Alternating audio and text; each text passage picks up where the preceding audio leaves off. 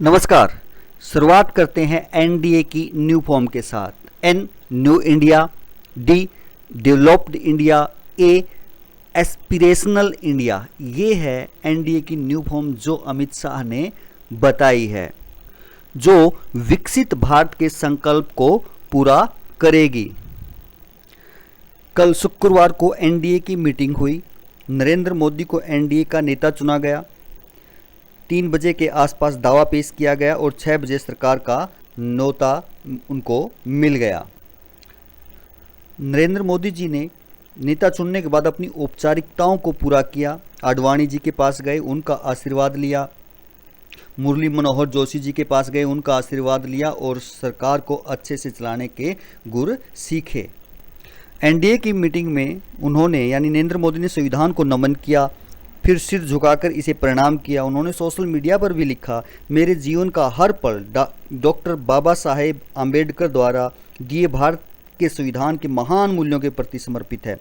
चुनाव में विपक्षी दलों ने संविधान का मुद्दा जोर शोर से उठाया था, कहा था कि मोदी वापस आए तो संविधान बदल देंगे। लोकतंत्र का वही एक सिद्धांत है, लेकिन देश चलाने के लिए सर्वमत बहुत जरूरी होता है।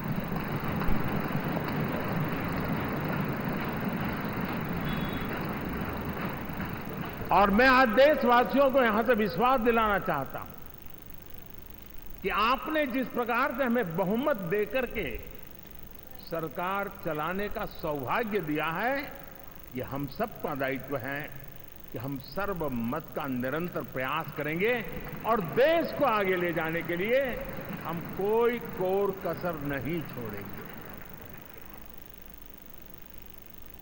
प्रधानमंत्री जब राष्ट्रपति द्रौपदी मुर्मू से मिले तो उन्होंने मीठा दही खिलाकर उनका स्वागत किया और आने वाली जो एनडीए की सरकार चलेगी उसके लिए मिठास से वो दही भर दिया। एनडीए के सभी जो घटक दल हैं उन्होंने भी अपना जो समर्थन पत्र है वो द्रौपदी मुर्मू को सौंप दिया, जिनमें उन्होंने सभी ने साइन किए हुए थे। अब 9 तारीख को शाम 7:15 बजे नरेंद्र मोदी जी जो है वो शपथ लेंगे अपने 14 सहयोगी दलों समेत।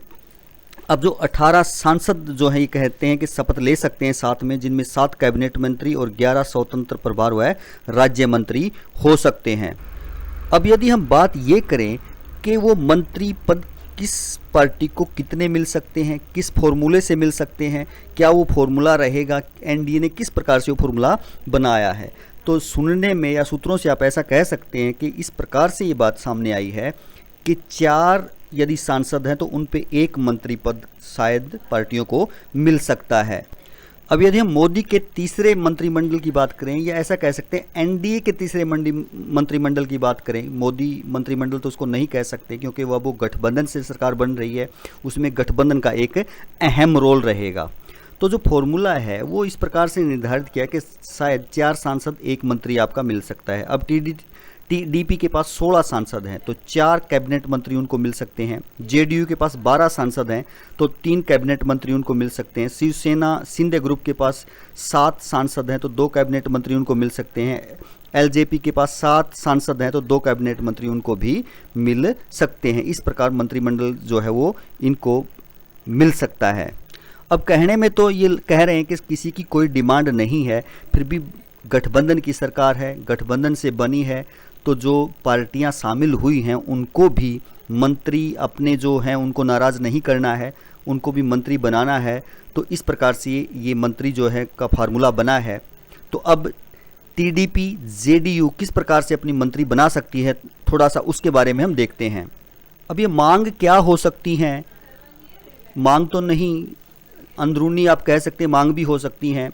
जैसे आप कहें कि चंद्रबाबू नायडू टीडीपी ने स्पीकर पद के लिए कहा है कि स्पीकर पद उनके पास होना चाहिए, और बड़े मंत्रालय हैं जैसे ग्रामीण विकास मंत्रालय, आवास शहरी मामले मंत्रालय, सड़क परिवहन मंत्रालय, बंदरगाह और शिपिंग, ये सुनने में आया है कि ये स्पीकर पद के साथ ये 4 मंत्रालय जो उन्होंने अपनी इच्छा रखी है। और नीतीश कुमार का यदि हम कहें तो 3 बड़े मंत्रालय उन्होंने कहा है, कृषि मंत्रालय, रेलवे मंत्रालय और वित्त मंत्रालय।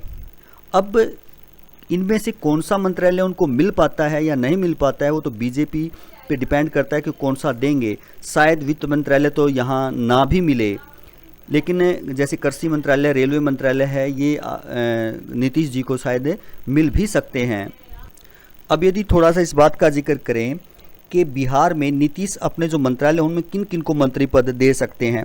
अब की बात जैसे शायद सारा ही जो खेल है वो SC BC और या आप ऐसा कह सकते हैं कि सभी पार्टियां दलितों पर जो अपना विशेष ध्यान दे रही हैं। तो एक ललन सिंह हो सकते हैं जो भूमिहार हैं, संजय झा हो सकते हैं जो मैथिली ब्राह्मण हैं, सुनील कुमार कुशवाहा हो सकते हैं जो कुशवाहा हैं, रामनाथ ठाकुर हो सकते हैं जो अति पिछड़ा वर्ग से आते हैं, आलोक कुमार सुमन हो सकते हैं जो दलित वर्ग से आते हैं। इनको मंत्री पद इनके JDU में मिलने की संभावना हो सकती है।